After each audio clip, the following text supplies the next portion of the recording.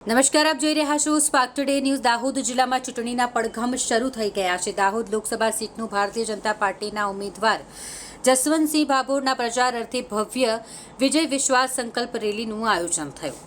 દાહોદ જિલ્લા 19 લોકસભા સીટના ભાજપના ઉમેદવાર જસવંતસિંહ ભાભોરના પ્રચારના ભાગરૂપે ભવ્ય રોડ શો યોજાયો।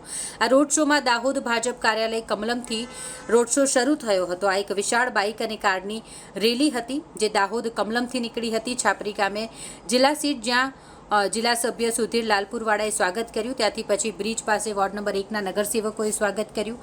ત્યારબાદ અલગ અલગ વિસ્તારોમાં રેલી પસાર થઈ હતી, જ્યાં રેલી પર પુષ્પવર્ષા કરવામાં આવી હતી, જ્યાંથી સહકારનગર થઈ દાહોદ જૂના ઇન્દોર રોડની બાજુના પ્લોટમાં રેલીનું સમાપન થયું, જ્યાં સ્થળ પર વિજય વિશ્વાસ સભાનું આયોજન કરવામાં આવ્યું, જેનું સ્વાગત પ્રવચન જિલ્લા પ્રમુખ શંકર અમલિયારે કર્યું। પછી દાહોદ ભાજપના લોકસભાના ઉમેદવાર જસવંતસિંહ ભાભોરે પોતાનું વક્તવ્ય આપ્યું અને કહ્યું કે આટલી ભવ્ય રેલી મારા ઇતિહાસમાં દાહોદમાં નથી જોઈ અને હું આ માટે સર્વેનો આભાર માનું છું।